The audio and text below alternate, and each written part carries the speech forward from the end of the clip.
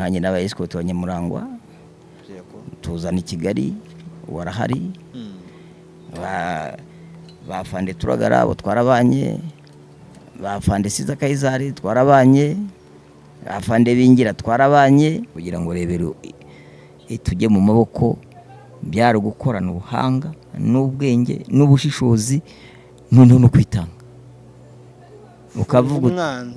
ukavuga uti napfa ntapfa uko byagenda kose ariko rebero iraboneka haruguru rero mu Kigali ntago byatinze nijoro rimwe n'amasaha nkangahe naharengira ngo Gitarama imaze gufatwa kwari nko kurwana n'amabandi nk'amabandi nta wari ugifite adresse yo kuvuga ngo ndahagarara nshikame ndahagarara ndwane ndahagarara ngere kuki kuvuga ngo bahungiye ku Rucunshu bimaze kujya ku Rucunshu twabarashe nk'amasaha 2 bariruka nta n'uwajyanye n'undi bamwe bafata umuhanda Ngororero Nyabikenke abandi minwa ntacyo yigeze imara mu Rwanda ntacyo yafashije abantu bapfuye irebera mutuvire mu gihugu munagende urumva ariko ntabwo byo babikoreye dusubiye inyuma kuri cya kintu cy'amateka ya jenoside bambajije ntabwo icyo bagikoreye kugira ngo batubuze kwinjirayo ahubwo ari strategy yo kugira ngo bazimanganye ibimenyetso by'amakosa bagiye bakora aho zabiseseraho abantu bapfiriye benshi bahari bagize uruhare kubarasa bashaka ikintu cyose bazimanganye ibimenyetso nibwo bahimgira zone turikwaze nanone ko kugira ngo bakingire ikibaba bicanye kuko bicanye inzira yabo yari Kongo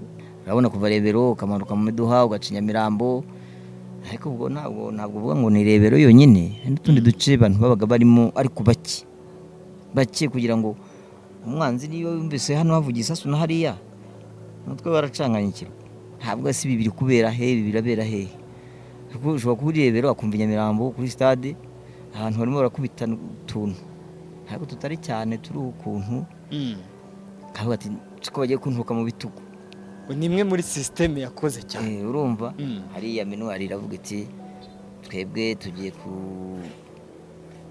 kurindira abantu umutekano mwebwe Nyenzi niko twitwaga mwitwaga Inyenzi ntabwo mukwiye kugera muri iki gice tugenzura icyo gice bakita zone turikwaze twasanze barisha abantu nibyo ariko nabaki bashoboka iyo bidukundira no muri zira ntara tukageraho imbere y'igihe naho ari byo twari gukora kandi tukarukora abantu kwari abarishe barinda ubwo bahunga barinda ubwo bagenda bagera Kongo bashaka kugarukura bizi 976 ntambara abacengezi kandi umugamba ari wa wundi kuvuga ngo turaje tuzabamara akabyina ku musozi bakafata ijerekani n'amabati bakakomanganya ntabwo rero umugambi wabo bigeze bahureka mu byukuri hari bamwe babize barigishwa bigenda neza mu ngabo z'igihugu barimo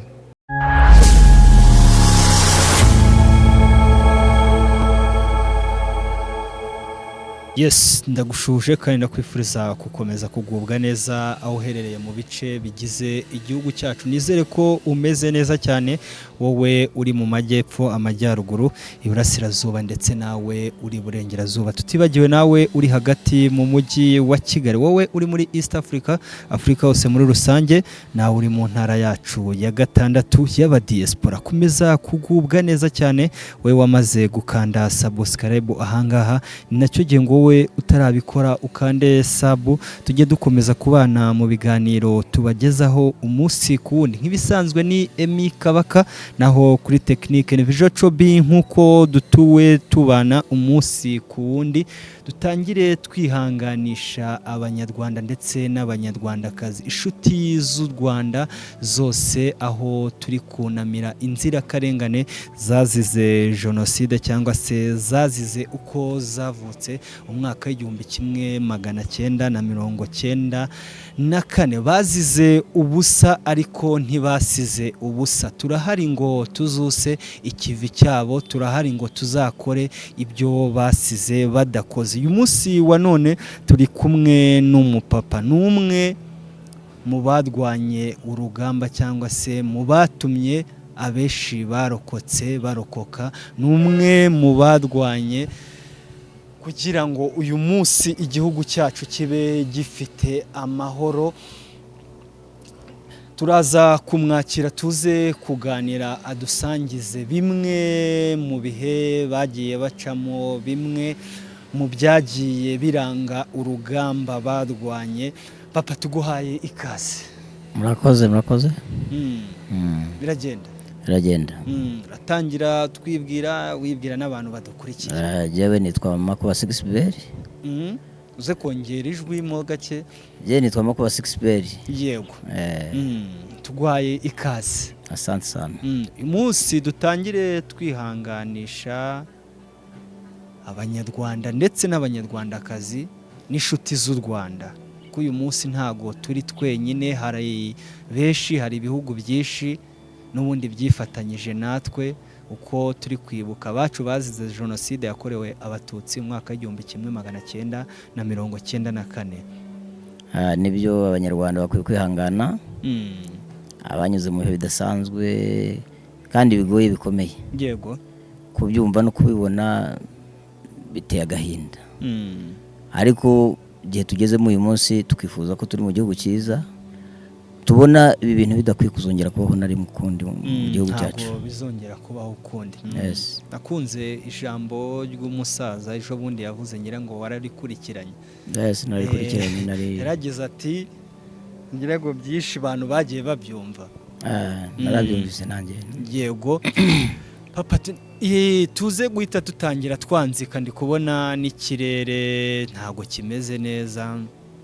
Yes. Jenoside itegurwa wari ufite imyaka ingahe cyangwa se itutumba? Jenoside kuvuga ngo itegurwa nari mfite imyaka ingahe, ishobora kuba yarateguwe ntaranavuka. Koko itutumba yatutumbye no nta n'igihe jenoside itakozwe, ahubwo itutumba iyi yarangije Abanyarwanda. Yego. Niyo tuvugaho. Ubwo ni 94. Yego. 94 rero itutumba kuvuga ngo urugamba inkotanyi zimaze gutera ubwo hari muri 90 kwakira. Nuvuga ngo Abanyarwanda ntibongeye kubana neza abari hano mu gihugu. Kuvuga ngo atangiye bavuga ngo inyezi zateye, ubutwe umututsi umuhutu akamureba nabi, washatse umugore w'umuhutu kwa sebuka bakamureba nabi ngo bashingiye Nyenzi. Ibintu byahereye icyo gihe muri 90 inkotanyi zikimara gutera. Icyo gihe wari ufite imyaka ingahe? Icyo gihe nari mfite nk'imyaka 18. 18? Yego. Wari uri muri Kigali cyangwa ni mu ntara? Yajewe nari muri Tanzania icyo gihe. Muri Tanzania? Yego. Waje kwisanga mu rugamba gute? Naje kwisanga mu rugamba. Biriya bintu hari abantu bari bashinzwe kudusensibiliza. Yego. Kujya ku rugamba tugakora igihugu cyacu. Babasaza bafite ubwenge. Yego. Ubwo wabura umusore w'umugirigiri ukagukundisha igihugu, bakakwereka ingaruka abantu bafite n'igihe bimaze, ukabyumva ukabikunda, ukajya ku rugamba ukavuga uti giye kurwanira igihugu cyanjye cyambyaye. Icyo gihe urambwiye nari ndi Tanzania. Ese uri Tanzania wari uri kumwe n'ababyeyi cyangwa se wari waragiyeyo ku ruhande rwawe? Nari nagiye ngiye gusura famiye yabagayo, njya kwigira kuko mu Rwanda nabonaga bitashoboka. Ari umuhanga ariko mbona kuziga bigakunda bitari gukunda. Ngenda ngiye gushaka amashuri muri urwo rwego. Hari ikintu uvuze ati nari ndi umuhanga ariko mbona ko mu Rwanda kwiga bidashoboka. Ndagira ngo uze kudusangiza icyo gihe mu Rwanda. U Rwanda rwari rumeze gute kuba umwana w'umusore cyangwa se umuntu wari uri ahangaha mu gihugu yarigaga agatsinda ariko ntahabwe amahirwe yo gukomeza kwiga? Amahirwe ubutegetsi bwariho, reka mbivuge gutyo. Yego. Bwari bwararanzwe n'amacakubiri. Maze kurangwa n'amacakubiri, bajya kwiga bati mututsi najya, umutu najya, umutwa najya. Abatwa bari n'abaki ntabwo bari benshi ku muteri. Abatwa ntibajyaga kwiga, biberaga mu myuga yabo yo kubumba n'utundi tuntu. Yego. kwiga ukabona uri umuhanga ariko ukabona mugenzi wawe mwiganye mwize imbere yawe ntatsinze ari umuhanga ukibaza impamvu ukayibura ariko ni ukuvuga ngo byose byaterwaga n'irondabwoko ko nabyita kuko wajyaga ku ishuri wigaga uzi ko uri umuhutu ndakigazi ko uri umututsi kandi icyo gihe umututsi nta faveri yari afite yo kujya kwiga ntabwo byashobokaga. ariko ibyo bihe bijya kuza muri abana muracyari batoya muri mu kigo mwese muri bene Kanyarwanda muri umwe. Ubundi ikintu cy'ivanguramoko cyaje wowe ugeze mu mwaka wa kangahe cyangwa se cyatangiye gute? Oya, ikintu cyo kuvanguramoko ntukuvuga ngo twagiye mu ishuri tujya kwiga ariko twarabisanze, ntabwo byatangiye mu gitondo cyangwa ngo nuko ari twe byatangiye kera, ntabwo biriya ni ibintu bya kera. Byatangiye kuva ku nyango ku cyo bita demokarasi, uretse ko itari na demokarasi ubibona. Cyari cyubwo cyari iki? Cyari ikintu kironda koko cyo kuvuga ngo uyu n'uyu niba kujya mu butegetsi bwite bwa leta nubwo waba umuhanga bitarashobokaga. Yego, ntabwo byashobokaga. Ubutegetsi bwajyaga mu bwo bande? Ubutegetsi ubwo bwari ubw'abandi? Ubutegetsi bwari ubw'abahutu. Nta mututsi icyo gihe wabaga wemerewe kujya mu butegetsi? Niyo wabaga ubyemerewe, wabaga ufite ukuntu wahinduje irangamuntu, ukuntu byasabye inzira ndende, ariko niba umuntu umwe ku ijana. Yego, uza gufata umwanzuro ko hatingiye gusura famiye ariko ufite na gahunda yo kujya kwiga hanze. Kwiga. Yego, ubwo turi buze guhita dukomereza nyine n'ubundi uko waje kwisanga ku rugamba ugiye gutozwa igisirikare kugira ngo uzaze kurwanirira urwakubyaye, tugenda tuninjira mu byabaye. Ubwo urugamba rwari rumaze gutangira Mutara Kagitumba, turi ku ishuri tukaganira n'abandi bana n'abandi bantu bahabaga, tubwira shaka ko bane wanyu bavandimwe banyu bafashe ya mbere yo kugira ngo baze mu Rwanda baharanira uburenganzira bwabo, ko kuba hanze uri impunzi atari byo kandi nta nubwo byari bishimishije. Barabitwumvisha twisanga kwageze ku masomo ya gisirikare nyine kwiga iby'urugamba bijyanye n'urugamba. Icyo gihe bwo wari ufite imyaka? Nari maze kugira imyaka 19. 19. Ese mwakoraga ikosi rihagije cyangwa byarangiye mu gihe? Twakoraga kosi rihagije hagati y'umwaka n'amezi 9. Hagati y'umwaka n'amezi 9. Ni nk'abandi bantu hari utubazo tw'amatsiko nza kugenda nyine nza kukubazamo. Nk'abantu uyu munsi cyahara bashobora kuba bari mu ntwari z'igihugu mwatangiranye urugamba, n'uno munsi hari abo bashobora kuba bagihari mwadwananye urugamba. Abantu twarwanye urugamba bamwe baracyariho. Wabidusangiza? Abandi bari mu zabukuru, mu cyiciro mu gihugu cy'izabukuru. Abandi bagiye bataha kubera impamvu zitandukanye, ubumuga, waramugare ku rugamba utagishoboye ugacyurwa n'uburwayi, ariko abantu benshi barahari. Watubwira amazina? Hari abantu baba hari n'ubundi ni intwari z'igihugu duhora tubashimira kuko inkotanyi ni intwari. Kuvuga ngo mu ntwari z'igihugu harimo Leta Igisa Fred Rwigema. Uwo ntabwo nagize amahirwe yo kumubona, nageze ku kazi yaritabye Imana. Hari umusirikare utazwi buriya bivuze ngo hagarariye abasirikare bose baguye ku rugamba. Rero mu baguye ku rugamba hari abo nzi, hari abatabye Imana kubera uburwayi cyangwa izindi mpamvu z'uburwayi, ariko abantu twarwanye urugamba baracyariho, abandi baracyari no mu kazi barahari. Mu mazina akomeye? Mu mazina akomeye ahari ubu? Amazina akomeye ushaka abakiriho barahari, nkanye n'aba escort wa Nyamurangwa tuzana i Kigali warahari. Bafande Turagara abo twarabanye, bafande Siza Kayizari twarabanye, afande bingira twarabanye,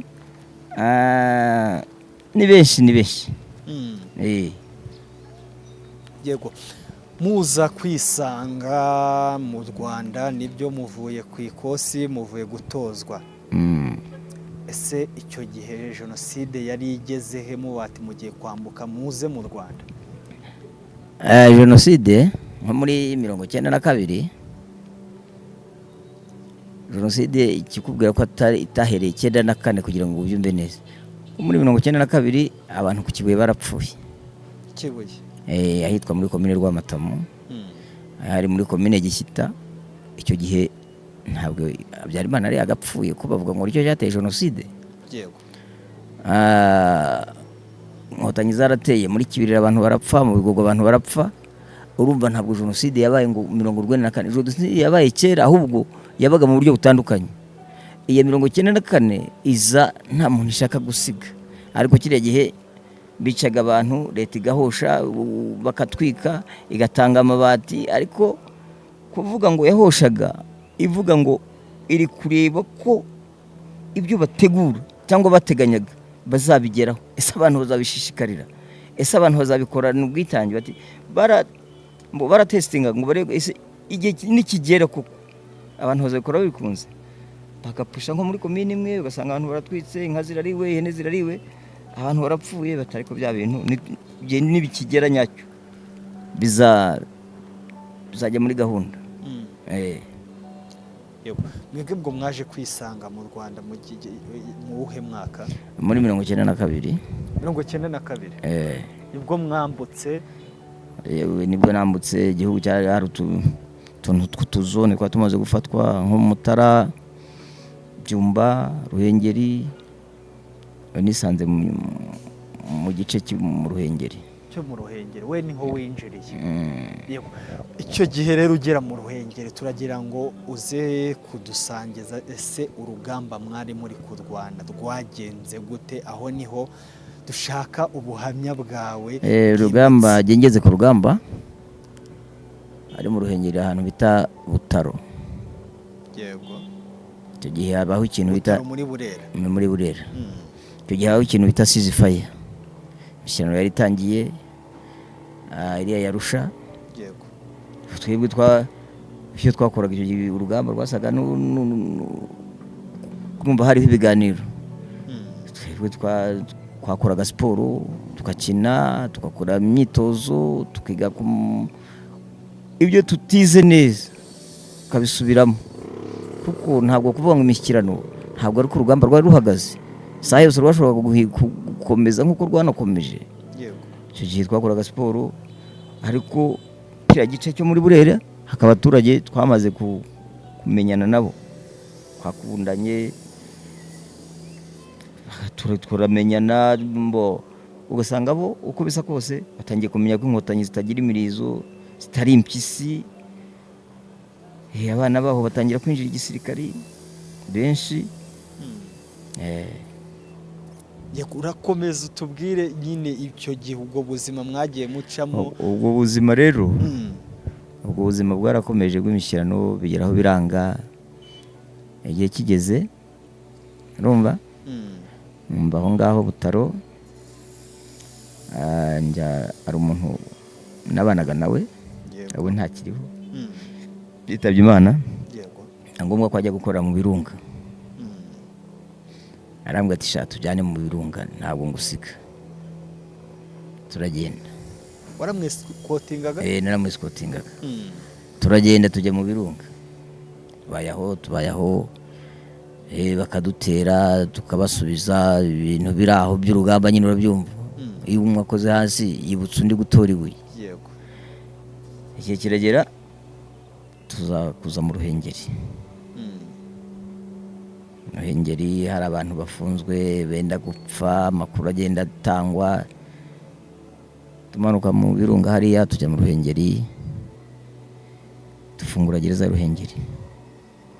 Icyo gihe ndi kumva ko ushobora kuba wageze 94 kuko mu mateka ni 93. 93 nibwo gereza yo mu Ruhengeri yafunguwe. Yafungurwaga iri mu Barizinde, Babiseruka, Bamvuranyambo, abantu nk'abo Habyarimana yari yarafunze. icyo gihe ubwo jenoside n'ubundi yari iri kuba yari itaraba, icyo ni 1993. ese abo bantu n'ubundi icyabaga cyo cyitwaga iki? Urumva wambwiye ko habanje guterwa icyo gihe yari jenoside, ariko itarerura ngo ujye mu ntara zose, ujye mu turere twose, ujye mu mirenge, ujye mu tugari. Yari jenoside yashobora kwibasira komini imwe cyangwa mu ntara imwe, agace kamwe, ariko ntabwo yari yakiswe jenoside. Icyo gihe twebwe tujya mu Ruhengeri, niba ugira ngo mbigusobanurire, twari tufite igikorwa tugambiriye cyo kubohoza gereza ya Ruhengeri. Twarayibohoje, turayifunguza, tukireba nyiri ushaka atahe, ushaka kudukurikira dukurikire. Abari bahari, bari bafunzwe, babaye, turajyana, n'ubu bariho, ba Colonel Biseruka batuye za Gikondo hariya. Ubwo rero ni ukuvuga ngo icyo gihe jenoside yari itaraba, ni urugamba, ni ukunatiririza umwanzi, guca umwanzi intege. Icyo gihe ni ukuvuga ngo ahubwo ni ukuvuga ngo iyo ni misiyo uba wahawe nk'umusirikare kandi igomba gukorwa neza. Yego. Mwebwe mwarabaga mwarahawe misiyo, mukaza mukayikora, mugasubirayo.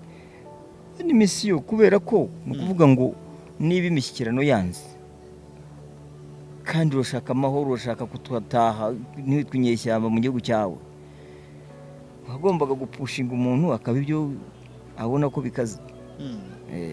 Ese agace mwabaga murimo, mwabaga mwaragafashe cyangwa mwinjiraga n'ubundi mukinjirira mu baturage mu buryo bw'ubutasi? Uburyo bw'ubutasi, ariko nta musirikare utagira amakuru. Ntabwo waba uri umusirikare nubwo waba uba mu ishyamba, ariko ugomba gushaka amakuru. Nta musirikare utagira amakuru, ntabwo bibaho ibyo bintu. Yego.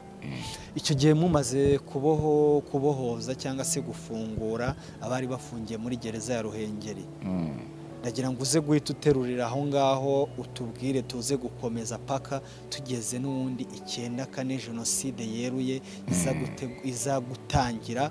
Kuko mu byo twize twebwe, jenoside byanyabyo twabonye ko yatangiye ku itariki, umugoroba ku itariki 7 ubwo hamaraga guhanurwa indege ya Perezida Habyarimana yeruye igihugu cyose. Ubwo rero yo kurasa gereza ya Ruhengeri, yego, twarabikoze turarangiza, byari misiyo ya gisirikare. Dusubira mu Birunga aho twabaga. Yego. Turahaba, tumaze kuhaba igihe kiragera, ejo bundi 1994 reka mbyite ejo bundi, n'ubu myaka 32 ishize, Habyarimana arapfa. Iryo joro ngira ngo apfuye, abantu hirya no hino mu gihugu hose Habyarimana yarapfuye, abantu batangiye kwicwa nk'ejo. Kuvuga ngo hari aho bataraye mu nzu barara ku misozi, urumva, ariko ni hahandi. Ariko umuntu w'umunyabwenge, umuntu wifite, umuntu ugize uti uvuga ngo Habyarimana yarapfuye, Kanombe abantu barishwe, ngo mujya mubikurikira simbizi neza. Yego. Ariko mu gihugu cyose hahise hatangira gucura imiborogo. Tariki 7, yego, jenoside use kwegereza kamikoro ze kongera ijwi. Ku tariki 7 jenoside mu Rwanda hose nkitangijwe ku mugaragaro. Maze gutangizwa ku mugaragaro, abayikora barayikora, abayikorerwa bo nta kindi bari kwireguza usibye Imana, kuvuga uti Imana mfasha. Aho natwe rero aho twari turi ntabwo byakunze ko tuhaguma. Ingabo zari mu Mutara, za misiyo yo kuza i Kigali.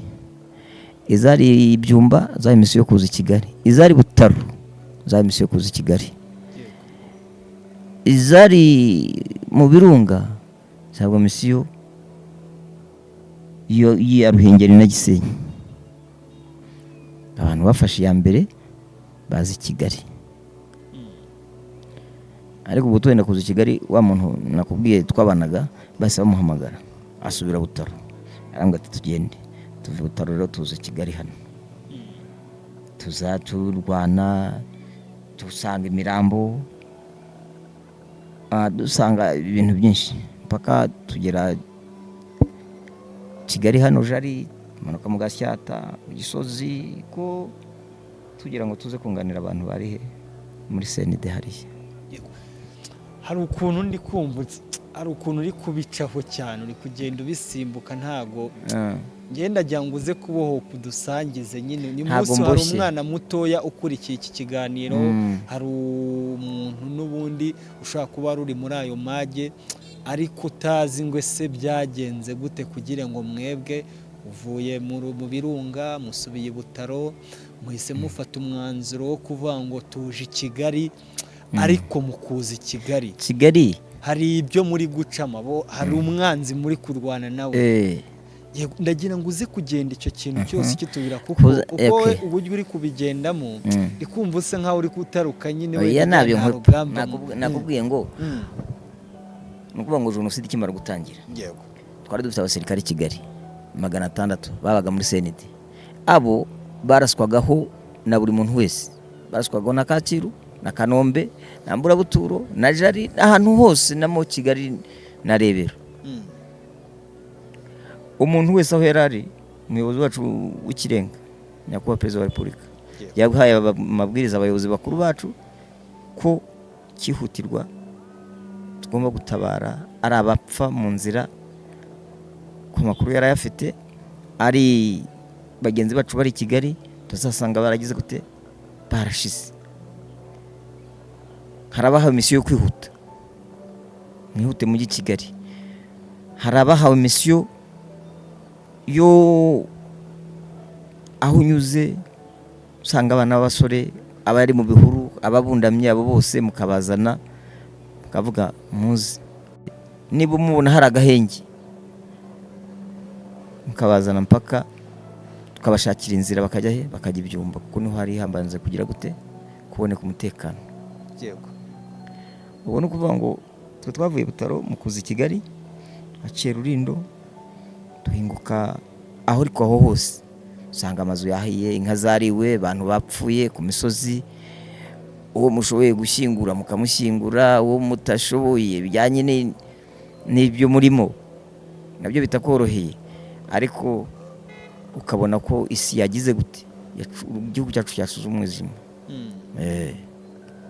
yego dukomereze nane aho rero twageze muri Rurindo abantu bapfuye aho bishoboka tukarwana n'abo bagabo bari ku mabariyeri utudefense twabo tukiruka utundi tukaduhunga byaba ngombwa kandi mukanashikamo naho usanga n'umwanzi akomeye afite akabaraga ariko kavuga uti misiyo yanjye ntabwo ari kuyanterereza karwana kiruka ugakomeza tukiri Kigali rero urumva tukiri Kigali dusanga Kigali yabaye umwijima yacuze umuborogo mutaragera i Kigali hari akantu uvuga ati hari aho twageraga tugasanga umwanzi ashikamye afite akabaraga ndagira ngo mbwire muri urwo rugendo igihe mwabaga muri mu rugendo ruzi Kigali aho mwageze nk'inkotanyi cyangwa se nka RPF mukarwana urugamba nawe uvuga ati uno munsi ati hari ahantu twageze rwose dusanga umwanzi yatwiteguye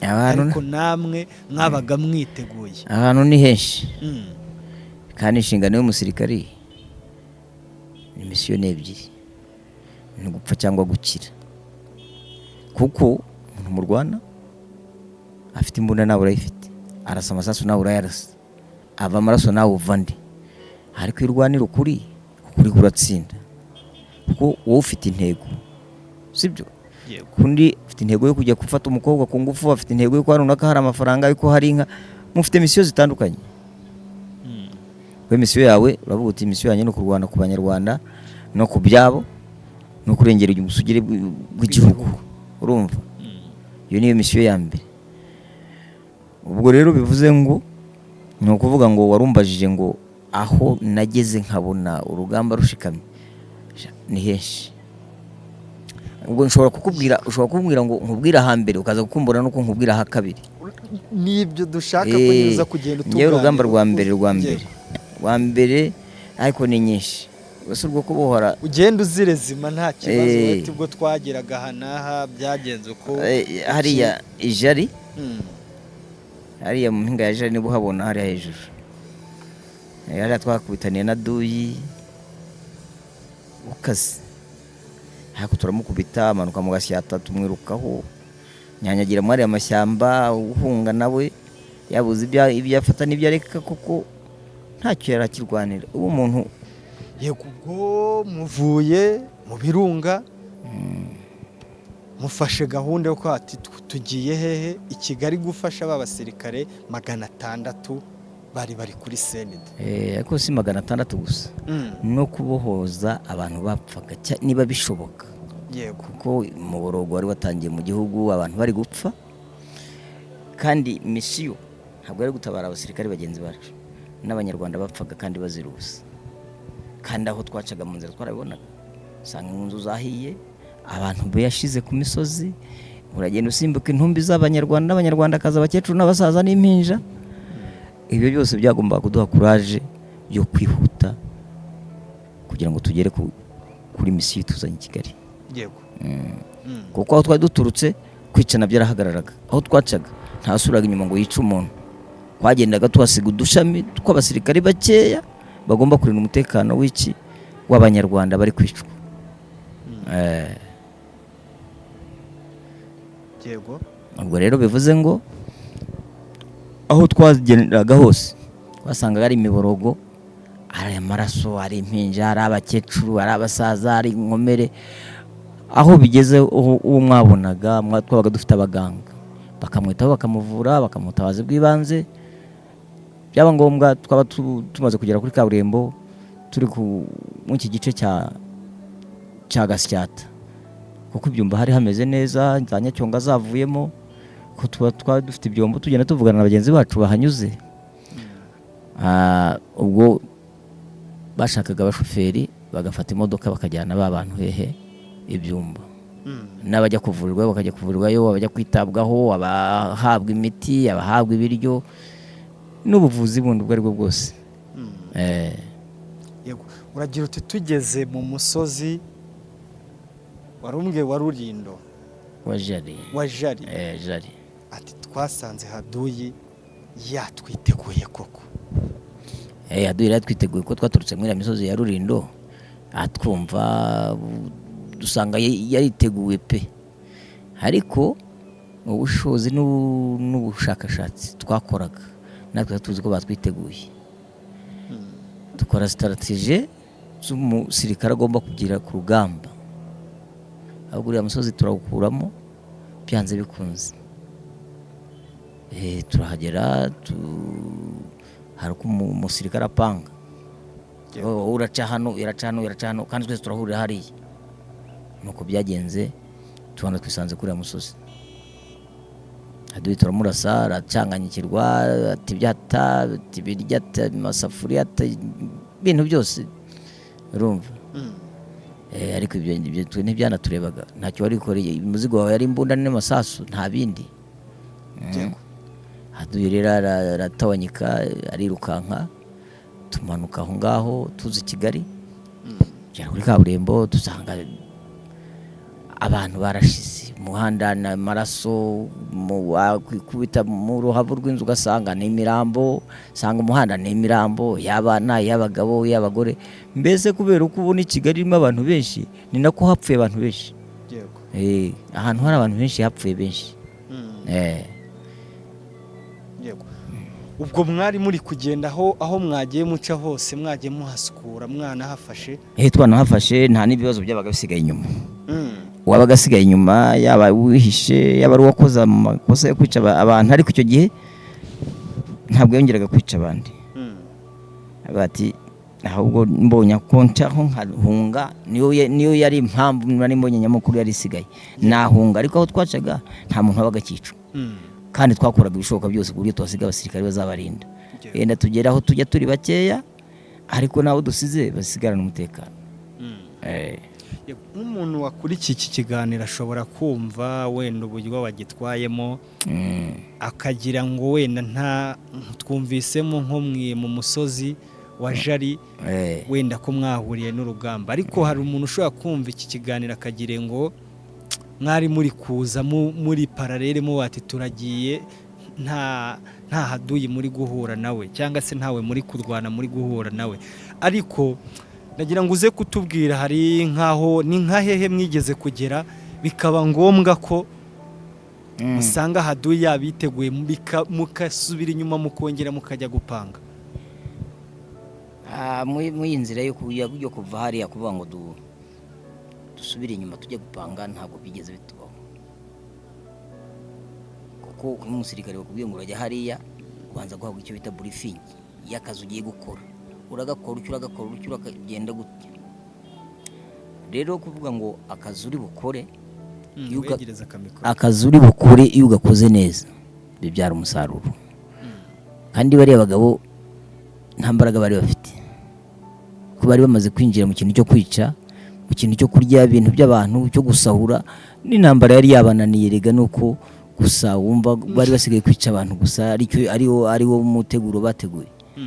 Ntabwo wajya kurya inka y'umuntu ngo uvuge ngo uriya muntu afite 100,000 200 miliyoni, nta niwe yagiraga ku cyo gihe, yari menshi cyane. Wumve ngo urabisahura ubijyane wanyu niba ari Cyangugu, urugamba se nto rutaye. Nikura gutsindwa n'ibiriya bintu bagiye mu byo kwica abantu bibatera umwaka mubi batazanakira kugera iki gihe. Uze ngo mu rugamba wowe wajemo cyangwa se muri batayo wajemo ituruka Byumba, mwarinze mugera i Kigali haduyi mukimuhashya. Haduyi twaramuhahije, ariko tugeze hano muri Kigali, yego muri Kigali usanga birakaze. Yego twari dufite misiyo ebyiri, kubohoza abantu aho bari, kandi amakuru yaratangwaga hari uko umuntu yacikaga yagera senida akavuga atsiza ahantu abantu aha, yaba ageze ku musirikare uri bunaka aho bafashe nka za Kanombe, ati nsiza abantu aha baboroga, ubwo ahita uhabwa misiyo iyo ari yo yose. Ushobora guhabwa iyo kujya kurwana ku musozi runaka muri Kigali, ushobora guhabwa misiyo yo kujya kubohoza abantu, bakagura ati jya mu Gatenga abantu 10 mujya hanaha kuri muhanda iyi ni ku nzu tutwapa bashyiraho izi nomero. Yego hari abantu bafungiranye mu nzu kandi nyirayo yarahunze yabatayemo yari yarababitse, nyabuneka barapfa kandi mwageze i Kigali. Uhabwa iyo misiyo ukavuga uti no gupfa no gukira.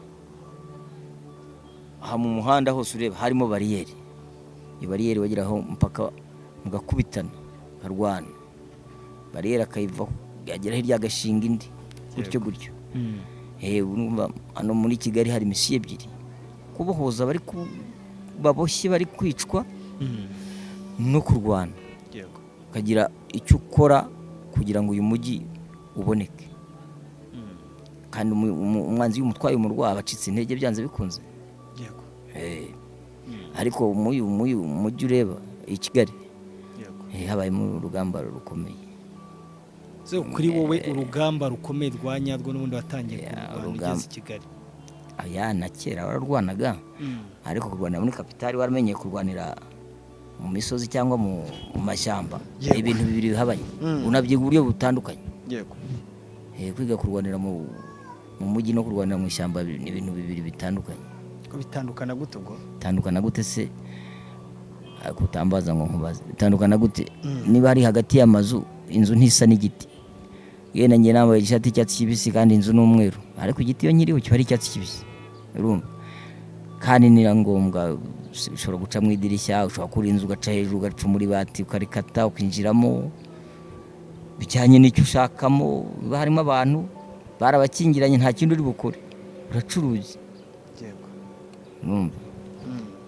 Ariko muri Kigali habaye intambara nk'umusozi wa Rebero, ujye niwo nabonyeho urugamba rukomeye cyane. Ndavuga muri Kigali ingamba zo twabonye nyinshi. Yego iriya Rebero. Utaragera ku Irebero nibyo wambwiye ati twari dufite ibyombo twagendaga tuvugana n'abandi, wowe waturutse muri zone yavuye Ibyumba, wazanye na batayo zivuye Ibyumba, uragira uti twege twari twasukuye twasize inzira y'umwanzi nkuko wabibiye neza, umwanzi uba ugomba kumuha inzira agomba gucamo ariko ukanamuhashya mwebwe mwageze i Kigali, ese izindi bataliyani cyangwa se abandi muhuje urugamba, hari abaturutse mu ice z'iburasirazuba, hari abari mu majyepfo, hari abari iburengerazuba, ese biyo mwavuganaga bababwiraga ko bihagaze gute? ya nta ukuvuga ngo donke Kigali itarafatwa, Yego. Kigali itarafatwa usibye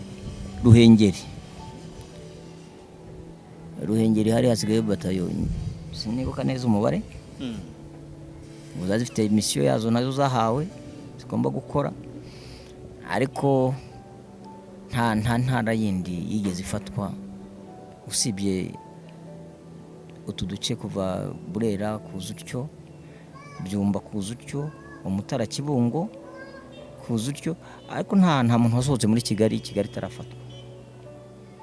Kuvuga ngo abantu bose hari inzira abageni bacagamo, nk'uwaciye Bugesera, urumva aciye za Sake ahinguka Bugesera, uwavuye mu Mutara yaje Rwamagana, Kibungo, uwavuye Ibyumba yaje Gasyata, Nyacyonga, akomeza atyo aza Gisozi na hano za Jabana, uvuye mu Burera aca Rulindo, niyo nzira yashobokaga, abandi baca Shyorongi, urumva ngo rero nta muntu wigeze asohoka hano, bivuze ngo ibi bice twaturutsemo byose misiyo yacu twese kuharukuza i Kigali, ariko tutibagiye ko hari abandi baciye Kibungo bagomwe mu guhinguka he i Bugesera, ko hariyo ikigo cya gisirikare. Yego. Ibyo byose twagomba kukibuza ku ntego nazo cyashaka kugeraho. Yego. Kandi intego y'umwanzi ni ukukurasa cyangwa akakufungira inzira. Ariko nta wagiye mu majyepfo uyu mujyi utarafatwa. Mwabanje gufata Kigali. Yego. Byumvikana ubwo na airport. Airport ni ibi bigo bya gisirikare, ni imisozi ikikije Kigali. Iyi ngiyi yose Rebero, Mburabuturo, za Jari, za Gikomero, ibyo byose byamaze gufatwa. Imo Kigali arumva. Yego. Amaze gufatwa rero aha hose byasabye no gushakisha ubundi bushakashatsi, kumenya se harimo abantu bakiri gupfa mwayamaze ari aha Nyamirambo n'ahandi, ngombwa ko abantu bareba uko umujyi se habaho gushyingura abantu bandagaye, imbwa ziri kurya, abashyingura n'ubwo gushyingura byari bitaratungana, ariko nibura nubwo warenzaho igitaka ariko ntuzi umuntu imbwa imurya. Umujyi nuka, uyu mujyi waranukaga, ubona umuntu hariya yapfuye, undi hariya yapfuye, baraheneranye, abana, impinja, abasaza, ibiki byose. Cyangwa ujya ubona nk'abari abantu bashyinguye Nyanza baguye muri Leta Kicukiro, wabona reba abahari uko bangana, nubwo n'ubu haboneka imibiri bakayitwarayo rimwe na rimwe, ariko reba ahari uko bangana. Ibaze bari abantu baguye hamwe, aho habayeho guterura bari abantu, mukagenda mugashaka ko bashyingurwamo uburyo buri aho ngaho, urumva n'uburyo bwo mu ntambara, nta bikihari kikubafasha, ntaki. Ibyo byose rero abantu babanza kubikora, ariko n'urugamba ruvuze ngo ntiruhagaze. Bamwe baciye hano Gitarama, utaramanuka igice cy'amajyepfo, ndagira ngo uze kusangiza ubwo nuko twakarenza, ariko wambwiye uti njyewe ku bwanjye urugamba natangiye kururwana bya nyabyo, mbona ko nyine tugeze ahantu hitwa ku musozi wa Rebero. Ndagira ngo uze kumbwira ubuzima wahuriye nabwo ku musozi wa Rebero, kuko niba mbyumvise neza numvise ko ari ahantu mwageze noneho nyuma y'uko muvuye ku musozi wa Jari, wambwiye ati twarahageze dusanga Haduyi yatwiteguye, ariko kuko we hari ibyo yadwanaga nabyo, hari ugusahura, ariko twebwe ikitugenza ni ukubohora abantu ndetse n'ibyabo, we ari muri byinshi, tuza kumurwanya arirukanka. ariko niba mbyumvise neza numvise ko kwirebera mushobora kuba mwarageze haduye ahubwo nawe umutima uri ku kazi. byari bikaze wa mugabo we, byari bikaze hariya aho kwirebero warahageze, bari bariteguye ku buryo bwose, barashyize imbaraga zose. Abasirikare bavuye i Kanombe ariho bari, abajepe batsinzwe bavuye mu kanjepe bamwe yego ariho bari. aba urabona Kanombe ibamo bataliyoni nyinshi, yego ashinzwe gutwara abantu, military police n'ibindi n'ibitaro aba batayo nyinshi bizitwa ari batayo bwinshi, ari ubuto hari nini, bose bari baragiye hari bikusanyiriza Rebero. Rebero agenda ibarebero, icyatsi cya Rebero cy'umusirikari witeguye, bari bafite misiyo bavuga ngo nitwahumburwa Rebero ubwo Kigali bazaba bayijyanye, bakavuga bati tutaramburwa Rebero n'ubuce badutwaye twazabwisubiza. Barahageze ku munsi wa mbere, abantu barakubitana, burira turaparika, buracya ejo burasubira. Ariko ku ruhande rwacu tukumva ko kubera intego dufite na misiyo y'umusirikari wa RPF n'indangagaciro twari dufite, n'uburyo twizemo kumva ko gupfira igihugu cyabo ari shema, kugira ngo upfujya kwiba wapfurwanira igihugu. Iyo ibyo rero umaze kubishyira mu mutwe neza ukabishyiramo, wumva ko uru rutare muri wowe nta n'icyaguhungabanya. Kandi noneho ikiza komanda bacu twabaga turi kumwe, nari icyo gihe nari ntaraba mukuru, komanda wacu twaba turi kumwe, nta wamusigaga, ntabwo yajyaga ngo agende ahagarare hirya ngo kuvugishe ku cyomo ngo kora ibi. Habaga turi kumwe, kapurika, niba arashwe ukamuterura, niba urashwe akaguterura, nibyo. Kuko twe kirazira gusiga mugenzi wawe ku rugamba, ko byasa kose, haba mu bikomeye cyane birenze ibikomeye, haba no mu byoroshye biciriritse, ntabwo ugomba gusiga mugenzi wawe ku rugamba. Muri Rebero umunsi wa mbere nyango byumweru nyango hafi 2, kandi ntabwo hahuriye batayimwe.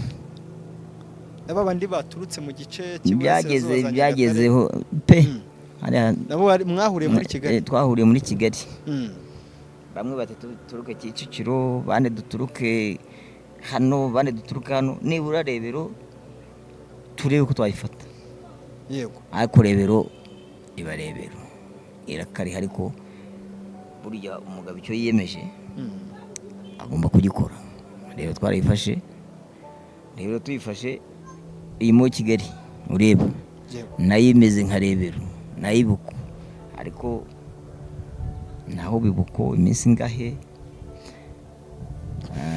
Nagira ngo utaraza kuri mo Kigali, iyo Rebero uyicishemo nyine umuntu uri kuri iki kiganiro yumve urugamba mwadwanye narwo Rebero, ukuragira uti 2 week cyangwa se byumwe. Urugamba yo nkubwiye, umva urugamba cyangwa warurwanye cyangwa warubonye.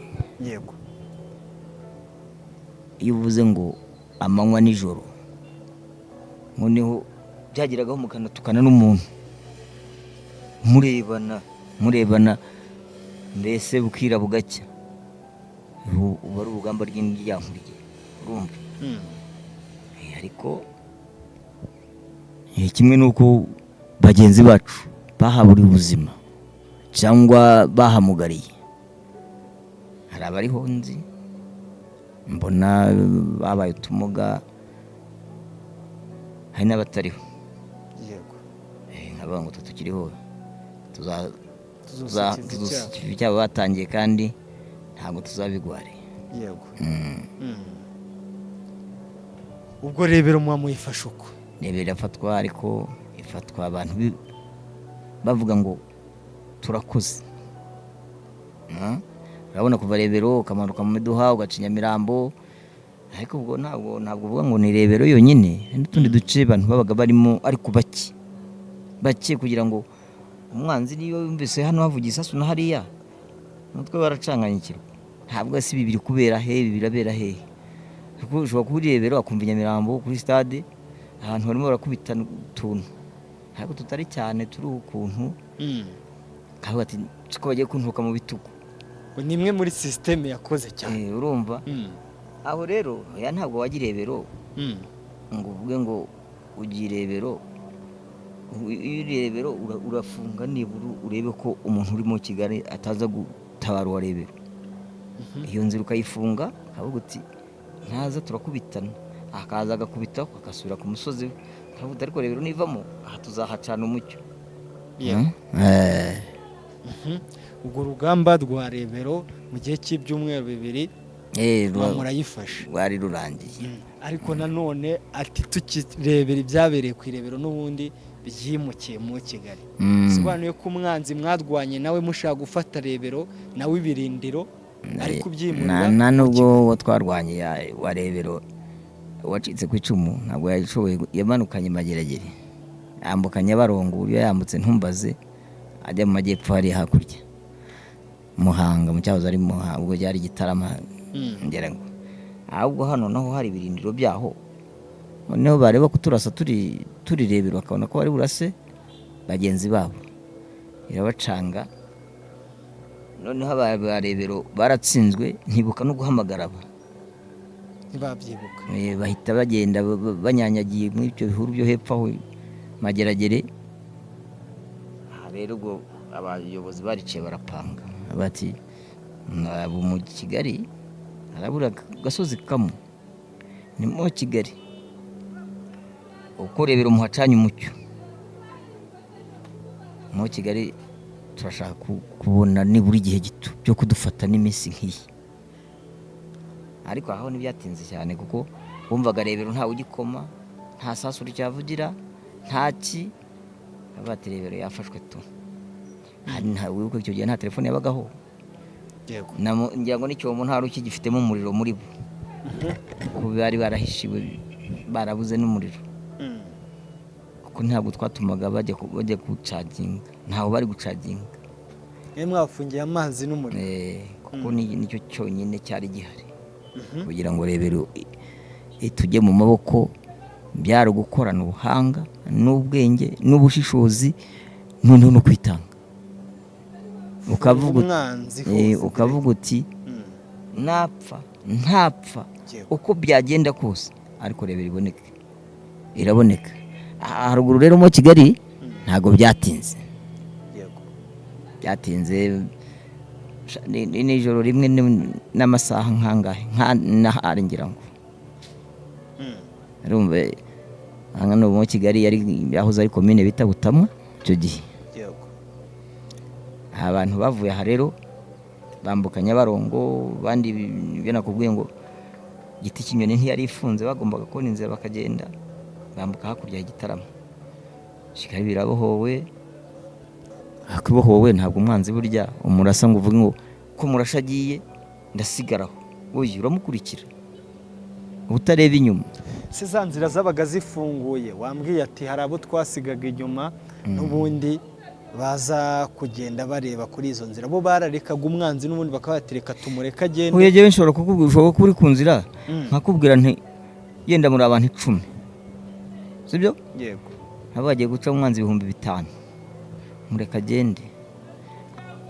agende kugira ngo bakwicire abantu 10 agende ariko nagera imbere mukubita umutego agiye usanga nibura hari indi force ya mutanzi yajya imutanga imbere bahitaga batanga murasi. Urumva ntabwo wabura abantu 10 ngo murasa abantu 3,000 wapi nubwo bagutera amabuye ariko urabareka ugakoresha izindi mbinu cyangwa ubundi bwenge.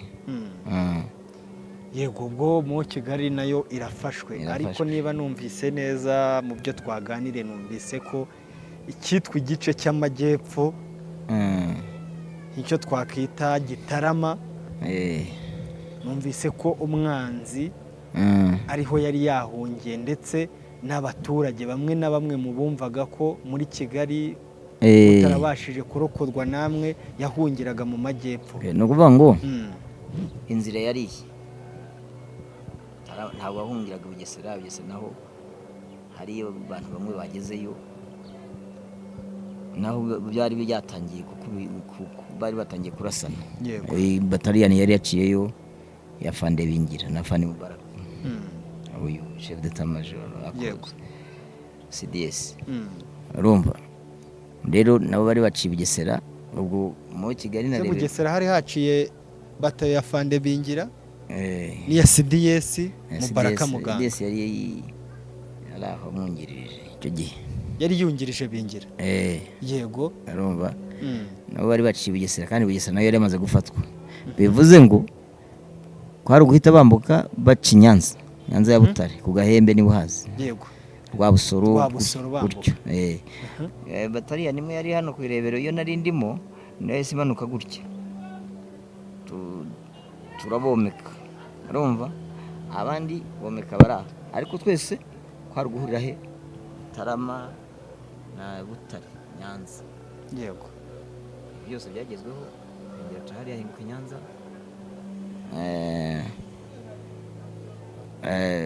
Afande Nyamurangwa na Afande Ngoga baca hano bahinduka Gitarama. Yego umva ubwo rero bivuze ngo hahandi naho ubona Radio Rwanda yahoze ari Radio Rwanda yari yimukiye Gitarama na guverinoma byagiyeho biti Murambi ni buhazi. Yego ngo guverinoma yose yari mu Kimuhanga. Bare bagabo nabo barwanaga batapfuye n'abatakomeretse nabo baragenda birundira Gitarama bajya naho bita ku musozi bita ku Rucunshu nibo bose. Yego bati aha ntabwo tuzaharenga. Begereza kamikoro ataha ntabwo tuzaharenga ku Rucunshu inyenzi tuzazitsinda. Ubwo na Radio Rwanda yimukiye hariya ariko ntibyatinze twatejemo wa mugani w'imvugo yaba iki gihe. Ndabona ngabo ku Rucunshu umunsi umwe bahavuye bamwe bacingana Ngororero abandi baca igana Kibuye. Ubwo na Radio Rwanda tayari already yimukiye ku Kibuye. Yego aho bita muri Etunge ngo Eto Kibuye. Urumva guverinoma irahunze ijyanye na radio. Urumva ni ukuvuga ngo n'urugamba muri makeya ubwo Gitarama imaze gufatwa kwari nko kurwana n'amabandi. Nk'amabandi nta wari ugifite adresse yo kuvuga ngo ndahagarara nshikame ndahagarara ndwane ndahagarara ngire kuki kuvuga ngo bahungiye ku Rucunshu. Bimaze kujya ku Rucunshu twabarashe nk'amasaha 2 bariruka nta n'uwajyanye n'undi. Bamwe bafata umuhanda Ngororero Nyabikenke. Yego abandi bazamuka hariya muri Ngororero ugana mu Gishwati bashaka guhinguka amahoko. Kandi icyo gihe zabatona kubwiza asigaye mu Ruhengeri nazo ku makuru mfite nubwo ntari impara ariko mfite. Yego nuko zabatona nazo zahise zirasa umujyi wa Ruhengeri zifata ikigo cya Mukamira zifata ikigo cya Kamuhoza zifata Grupoma Ruhengeri zifata mu Bigogwe. Urumva kuvuga ngo ya nzira bari gukoresha yuriya muhanda basigayiranye inzira imwe yo kugenda bapasuwaza mu Gishwati bahinguka amahoko bajya Rubavu. Urumva nguvuga ngo already birutse banyanyagiye bamwe bafashe kandi ubwo iyi nzira bingiranyuzemo nawe Butare yamaze kuhafata nibwo bahunze bajya he Ikibeho bahishinga inkambi Kibeho ko mu Kibeho hari zene turikwazi hari Minwari hari Abafaransa ibihugu byinshi yango Abanyafrika nabonagamo ni Senegal bakeya buriya bihugu bwa hariya nagana ngira abanyegana muri Nyaruguru bari bahari. Abaga bavangavanze ukuntu ariko abazungu ari bo benshi ababigi n'Abafaransa. Yego ubu rero hariya Minwari iravuga iti twebwe tugiye kurindira abantu umutekano mwebwe Nyenzi niko twitwaga. Mwitwaga Inyenzi ntabwo mukwiye kugera mu iki gice tugenzura. Icyo gice bakita zone turikwazi. Ubwo cyari Gikongoro icyari Cyangugu na Kibuye. ariko mu by'ukuri ubu ngo kubera ko bari abazungu n'ubundi bari mu Rwanda baje Kibuye ya Karongi Kibuye ya Karongi yego hari habaye muri zone turquoise hariya twagezeyo ya guverinoma yenda gushingwa mu kwa 7 nabwo ari uko abayobozi bakuru b'igihugu cyacu bavuze ati Minwari ntacyo yigeze imara mu Rwanda, ntacyo yafashije, abantu bapfuye irebera, mutuvire mu gihugu munagende. Urumva? Ariko ntabwo byo babikoreye. Dusubiye inyuma kuri cya kintu cy'amateka ya jenoside bambajije, ntabwo icyo bagikoreye kugira ngo batubuze kwinjirayo. Ntabwo ari strategy yo kugira ngo bazimanganye ibimenyetso by'amakosa bagiye bakora, aho zabiseseraho abantu bapfiriye benshi bahari, bagize uruhare kubarasa, bashaka ikintu cyose bazimanganye ibimenyetso. Nibwo bahimbira zone turquoise. Nanone ko ari kugira ngo bakingire ikibaba bicanyi, kuko bicanyi inzira yabo yari Kongo. Urumva? Kugira ngo bahunge mu mudendezo. Kuko guhunga wirukankana n'umusirikare kwiruka inyuma, uri umuturage urananirwa, cyangwa icyo ari cyo cyose urananirwa. Ariko barahunze bagera muri Cyangugu, bagera ku Kibuye, bamwe baca mu Kivu, bajya hitwa Kwijwi, bandi Gisenyi ntibyari bishoboka ko inkotanyi zagezeho mbere. Nta bibazo byinshi byahabaye ni nk'ibyabaye muri rusange, ariko ibibazo byo kuvuga ngo abantu barahungiye mu gice cya mbere, ariko kuvuga ngo uko bari abasirikare basigaye mu Ruhengeri bagiye bafunga ziriya nzira, bamwe bagiye bashaka izindi nzira. Ariko ntabwo Minwari yigeze ivuga ngo two kwinjira mu kiriya gice kugira ngo iri gukora akazi. Ni ibimenyetso yashakaga gusibanganya, iherekeza bari bace. Rega buriya ku Kibuye na Nyamagabe ariyo Gikongoro cyangwa Cyangugu, buriya jenoside yarakozwe n'uwari kuramo, n'uwo twari kurokora iyo tuhagera mbere. Ariko buriya strategy bari abazungu bashyizeho n'iriya noze, ntabwo hariya abakoze jenoside bica abantu mpaka cyahoze ari prefecture ya Gikongoro na Kibuye na Cyangugu. Ari mu zone turquoise hariya. Twahageze nyuma mu gihe tugiye kugerayo, bazungu bati abantu baduhungiyeho nimwinjira murabica ibiki n'ibiki, ariko kubahiriza amahame mpuzamahanga abayobozi baravuga ati ariko nibyo mubareke. Ariko biriya mu by'ukuri byagezeho n'ubundi biba ngombwa ko bava mu gihugu badasezeye bagenda, kuko bafite umugayo n'ikimwaro. Mu Rwanda ntacyo bakoze, abashinzwe amahoro, shinzwe kubungabunga, ko nta kintu bakoze. Icyo bakoze mu Rwanda niki? Ntacyo, nta na kimwe mbona. Uragira uti yari zone turquoise irimo Ababiligi, irimo Abasenegale, irimo n'Abafaransa n'abandi bagiye n'abandi bantu benshi. Ariko nanone niba nabyumvise neza, numvise ko n'umwanzi zantera hamwe niho zahungiye. Hari abaturage benshi yaba bavuye muri zone ya Gitarama, n'abavuye Ibyumba baje bahunga intambara, bagiye bahungiye n'abavuye Kibungo. Ariko se umwanzi kabagezemo yaraboroheye cyangwa n'ubundi bahise bakomeza n'ubundi bica? Mu kuvuga ngo biriya hari ukuntu Abanyarwanda bamwe bagiraga umutima, akaba yabitse nk'umuntu cyangwa umwana, ariko yabona bahunze akaba ati uyu muginga ndamuhunga namujyane. Nuko ngo hari abisha abantu mpaka kugeza inkotanyi zifasha igihugu cyose. Kandi urumva ko twabanje kugera mu nzitizi ya Minwari gatoya mu ya zone turquoise, ariko bari gusibanganya ibimenyetso byabo n'amanyanga bagiye bakora, ibintu by'amafuti. Urumva? Ibintu by'amafuti ni ibihe? Abantu bose hari bapfuye, bari abantu barageze mu Rwanda.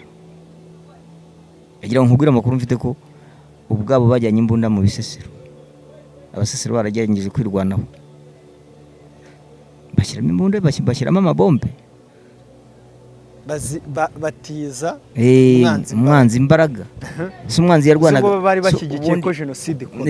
Ubundi umwanzi rega abazungu n'abahanga, n'abahanga, kubera ko umwanzi bashakaga ko akora ibyo yagombaga gukora kugeza we ageze kure, vuga ngo ikivi natangiye ndakirangije, ibyo nashaka ndabikoze birarangiye. Rero byageze igihe abayobozi bacu bafata icyemezo, babwira Minwari bati ibyo mwakoze mwarabikoze, ibyiza twarabibonye, uretse ko nta nabyo nge mbona ni bibi, 100% ni bibi. Taha iwanyu. Tujya mu ntara zose z'igihugu, ba bantu twasanze baragiye bajya ku mupaka hafi y'imbibi z'u Rwanda, Kongo, Cyangugu, Rusizi, basohotse Nyungwe bigira i Rusizi, abo muri Nyaruguru bigira i Burundi, abandi bantu bari bahari bakeya bari ku Gikongoro mu nkambi ya Kibeho yabayeho. Iyo nkambi ya Kibeho yo ntabwo nyivugaho ibintu byinshi kuko ntabwo nahabaye. Yego. Kuvuga ngo rero bariya abantu bakingiye umwanzi Kibaba kugera ahunze. Urumva? Yego. Rero hariya muri zibura hano muri Kigali twaratabaye birakunda aho bishoboka, ariko bitavuze ko abantu batapfuye kuko ntabwo twari umuntu uvuye hariya yica umuntu uzagera i Kigali utangira urwana uhoza udusozi n'utundi n'amabonde n'ukugenda n'iki, twasanze barisha abantu nibyo, ariko nabaki bashoboka iyo bidukundira no muri zira ntara tukageraho imbere y'igihe, naho hari ibyo twari gukora kandi tukarukora abantu. Kwari barishe barinda ubwo bahunga, barinda ubwo bagenda bagera Kongo bashaka kugaruka, urabizi 9796 Yego. ntambara abacengezi, kandi umugambi ari wa wundi kuvuga ngo turaje tuzabamara, akabyina ku musozi bakafata ijerekani n'amabati bagakomanganya. Ntabwo rero umugambi wabo bigeze bawureka mu by'ukuri. Hari bamwe babize barigishwa bigenda neza no mu ngabo z'igihugu barimo, abayobozi babona bafite gahunda yo kubaka igihugu no kugikunda no kugisana no gukora gahunda za leta. Ariko hari abandi batava ku izima, ariko nkamwe mu muganira n'abantu benshi mujye muhugura urubyiruko rukunda igihugu cyarwo. Niba ngo hari ibyo niba ngo tubyongera kwishyiga, ni kwishyiga urubyiruko, mwe muganira n'abantu benshi mujye mubwira rukunda igihugu cyarwo. Hari abantu bakibeshya, umuntu akakubeshya ngo nuza mu Rwanda uzapfa, bizagenda gute, bizagenda gute se, bizagenda gute? Niba uri umwana ufite imyaka 35 hari jenoside wakoze, kuki utaza mu gihugu cyawe? Niba ufite na 40 hari umwana w'imyaka 10 ufungwa na 8, tuvuge ngo ubu ni 8 yagiye afite, hari ufungwa. Mwigisha abantu mubereka ko igihugu ari cyiza gifite amahoro, uko wamera kose, uraryama ugatembera ukajya ushaka. Yego. Rero iki nicyo twarwaniye, kandi ntawabuze ibiriwe kubi. Abarebaga jenoside bayiteguye kera, buriya twavuze bikeya ariko bayiteguye kera. Uyu munsi ntago ukiri mu ngabo z'u Rwanda, wenda sinzi ushobora, ariko n'imyaka ndabona ko irimo, ariko wari tugana no ku musozo, urasoza ugira ati hari ubutumwa afitiye urubyiruko. Ngewe urambwira uti ntukiri mu ngabo, nabaye pensionnaire 2020 muri Covid. 2020 nibwo nari tayarinze. Wafashe pension? Nibwo nafashe pension mu kiruhuko cy'izabukuru. Yego. Rero abwira ngo twebwe iyo hari amagambo iyo dutashye baduha impanuro. Yego. Akakubwira ngo igihugu aho ugiye urakijyanye, uze kongerejwe kuko ubwo ni ubutumwa.